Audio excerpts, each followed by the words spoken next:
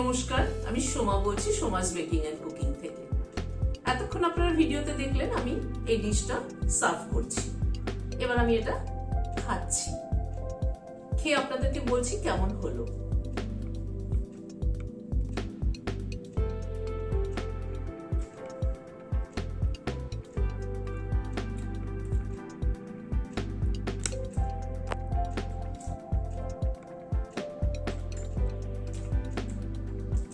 খেতে কিন্তু দারুণ হয়েছে। রোজ রোজ দেখুন একঘেয়েমি খেতে কিন্তু কারোরই ভালো লাগে না, তাই ডিনারে কিন্তু এরকম একটা ডিশ আমরা বানিয়ে নিতে পারি। আপনারাও ট্রাই করে দেখবেন ডিনারের জন্য এরকম একটা ডিশ। কেমন লাগলো আমাকে কিন্তু কমেন্ট বক্সে জানাবেন। সাথে ডেজার্টটাও কিন্তু আমি যদিও এখনো খাইনি, খেতে কিন্তু দারুণ হবে, কারণ এখন আমলিচুর টাইমে আমলিচু দিয়ে কিন্তু কাস্টার্ড খেতে কিন্তু দারুণ লাগে। এখানে লোবিয়া নিয়েছি 100 গ্রাম। এই লোবিয়াটা সারা রাত্রি আমি ভিজিয়ে রেখেছিলাম। ভিজানোর পরে লোবিয়াগুলো কিন্তু এরকম ফুলে যায়। আর লোবিয়া যে কোনো বড় গ্রসারি শপে বা অনলাইনে কিন্তু পাওয়া যায়। আমি সারা রাত্রি ভিজিয়ে রেখেছিলাম, বাট সারা রাত্রি ভিজিয়ে না রাখলেও 6-7 ঘন্টা তো মিনিমাম ভিজিয়ে রাখতে হবে। প্রেসার কুকারে জল ফুটছে, লোবিয়াটা দিয়ে দিচ্ছি, অল্প একটু নুন দিচ্ছি। সেদ্ধর সময় অল্প একটু নুন দিলাম, বাট যখন মশলাটা কষাবো তখন তো তরকারির পরিমাণে নুন তো অ্যাড করবই। প্রেসারটা লাগিয়ে দিচ্ছি, জাস্ট একটা সিটি দিয়ে বন্ধ করে দেব। লোবিয়াটা সেদ্ধ করার পরে একটা সিটি দেওয়ার পরে নামিয়ে নিয়েছিলাম। প্রেসারটা রিলিজ হওয়া অবধি অপেক্ষা করেছি, তারপরে খুলে নিলাম। লোবিয়াটা কিরকম সেদ্ধ হলো একবার একটু দেখিয়ে দিই। এ দেখুন লোবিয়াটা চাপ দিলাম, পুরো কিন্তু একদম সুসেদ্ধ হয়েছে যাকে বলে, কিন্তু গলে যায়নি। গ্যাসে কড়াই বসিয়েছি, অল্প একটু তেল দিলাম, হোয়াইট অয়েল দিলাম। একটা মশলা তৈরি করে নিচ্ছি লোবিয়াটা রান্না করার জন্য। এখানে রসুন দিলাম, 6-7 কোয়া রসুন দিলাম। 1 ইঞ্চি মতো একটা আদা টুকরো করে কেটে নিয়েছি, সেটা দিলাম। 2টো কাঁচা লঙ্কা ভেঙে দিয়ে দিলাম।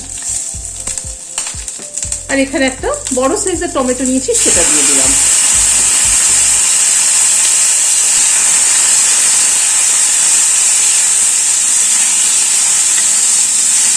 একটু হালকা করে ভেজে নেব সব মশলাগুলোকে। জাস্ট একটু মিনিট খানেক নাড়াচাড়া করে গ্যাসটা বন্ধ করে দিচ্ছি, দিয়ে এটাকে ঢেলে নিচ্ছি। ঠান্ডা হলে পরে এটা তারপরে গ্রাইন্ডিং জারে দিয়ে একটা পেস্ট তৈরি করে দেবো। একটা প্লেটে মশলাটা ঢেলে নিচ্ছি। মশলাটা কিন্তু আমি না ভেজেও যেরকম ভাবে নর্মালি আদা পেঁয়াজ রসুন তেলের উপরে দিয়ে করে সেভাবেও করতে পারতাম, কিন্তু যেহেতু মশলাটা ভেজে নিলাম, মশলাটা এই যে ভাজলাম টমেটো কাঁচা লঙ্কা রসুন আদা, তাতে কিন্তু একটা অন্যরকম ফ্লেভার বেরোচ্ছে, সেটার এক টেস্ট। আর যদি এরকম 1/1 তেলের উপরে দিয়ে কষিয়ে নেওয়া হয় তাহলে সেটা হলো আরেক রকম টেস্ট। মশলাটা ঠান্ডা হওয়ার পরে একটা গ্রাইন্ডিং জারে দিয়ে দিচ্ছি। এবার এটা একটা পেস্ট তৈরি করে নেব। গ্যাসে কড়াইটা বসালাম, আবার হোয়াইট অয়েল দিচ্ছি। তেলটা একটু গরম হওয়া অবধি অপেক্ষা করব। 1/2 টিস্পুন সাদা জিরে ফোড়ন দিচ্ছি। গ্যাসের ফ্লেমটাকে কমিয়ে ফোড়নটা একটু ক্র্যাক করিয়ে নেব। এখানে মিডিয়াম সাইজের 2টো পেঁয়াজ কুচি করে নিয়েছি, সেটা দিয়ে দিলাম।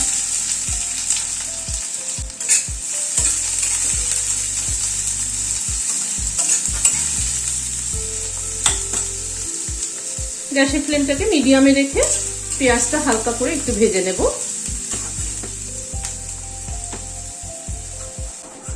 গ্যাসের ফ্লেমটাকে মিডিয়ামে রেখে 2-3 মিনিট ধরে পেঁয়াজটা হালকা করে ভেজে নিলাম। এবার এই যে মশলার পেস্টটা করেছি সেটা দিয়ে দিচ্ছি। এই মশলার পেস্টটা পেঁয়াজের সাথে আবারও ভালো করে কষিয়ে নেব। মশলা যত ভালো করে কষানো হবে যে কোনো তরকারি টেস্ট কিন্তু তত ভালো হয়।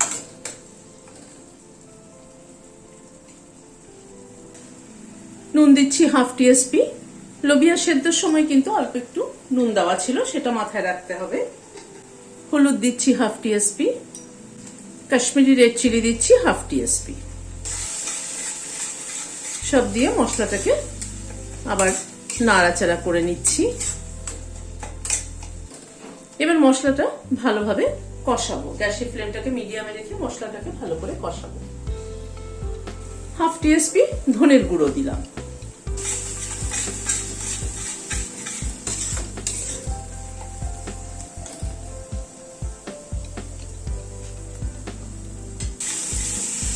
গ্যাসের ফ্লেমটাকে কমিয়ে দিয়ে মশলাটাকে প্রায় 3-4 মিনিট সময় ধরে কষিয়ে নিলাম।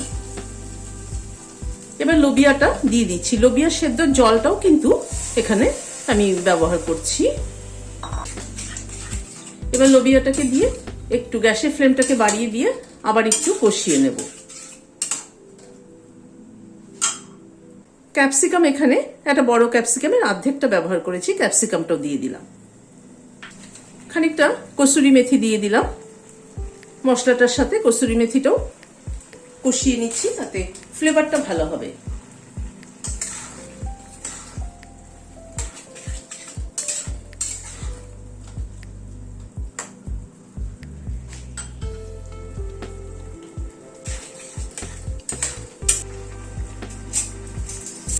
খুব সামান্য পরিমাণে একটু চিনি ব্যবহার করছি, এটা কেউ যদি চান স্কিপও করতে পারে, বাট আমার মনে হয় যে একটুখানি নুন মিষ্টির ব্যালেন্সটা ঠিক না হলে খেতে ভালো হবে না, তাই এইটুকু চিনি অ্যাড করলাম। লোবিয়াটাকে আরো 2-3 মিনিট ধরে কষিয়ে নিলাম। লোবিয়ার সেদ্ধর যে জলটা দিয়েছিলাম সেটাকে কিন্তু পুরো টানিয়ে নিয়েছি মশলাটার সাথে কষিয়ে। এবার গরম জল অ্যাড করছি, যে যেরকম গ্রেভি রাখবেন সেই অনুযায়ী জল অ্যাড করবেন লাস্টে।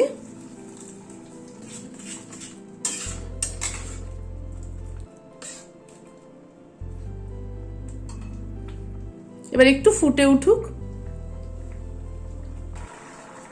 একটু নুন মিষ্টিটা চেক করে নিচ্ছি। নুনটা আর সামান্য একটুখানি লাগবে।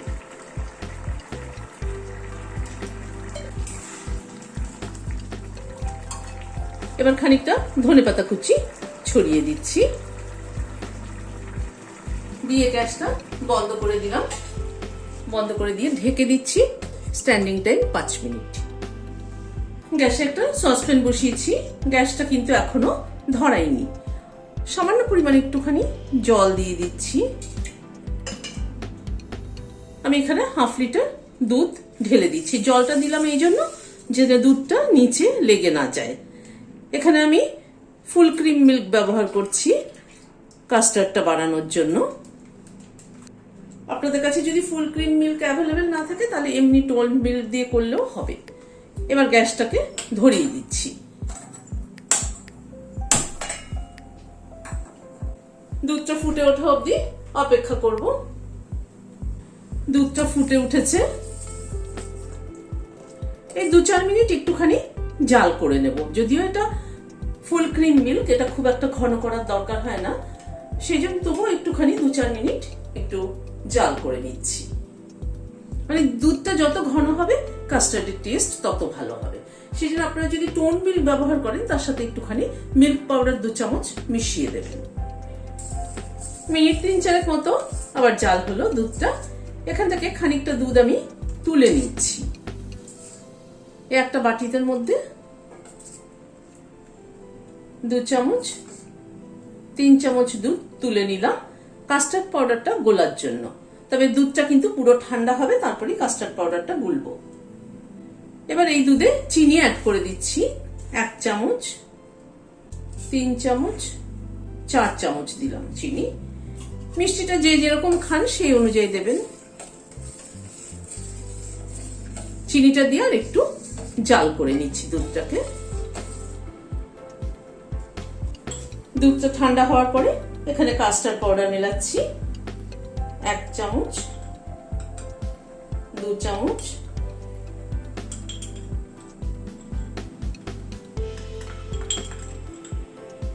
3 চামচ। 3 চামচ কাস্টার্ড পাউডার মিলিয়ে দিলাম, ভালো করে গুলে নিচ্ছি। কাস্টার্ড পাউডারটা ভালো করে গুলে নিতে হবে যাতে কোনো লাম্পস না থাকে কিন্তু।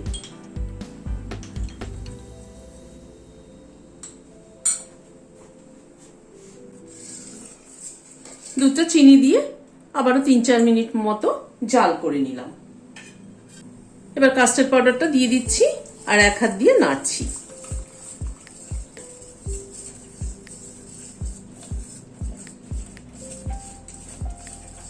গ্যাসটা বন্ধ করে দিলাম।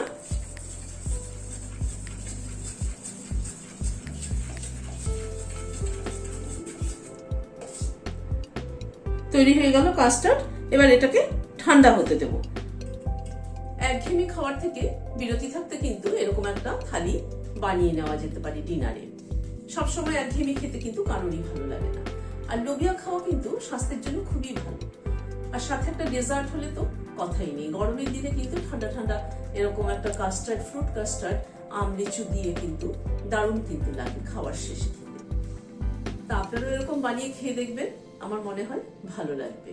মাঝে মধ্যে এরকম বানিয়ে খাওয়াটা ভালো, একঘেয়েমি না খেয়ে একটু আলাদা করে চেঞ্জ করাটা ভালো। ভালো লাগলে একটা সাবস্ক্রাইব করার অনুরোধ রইল। আজ তাহলে এখানে শেষ করছি। নমস্কার।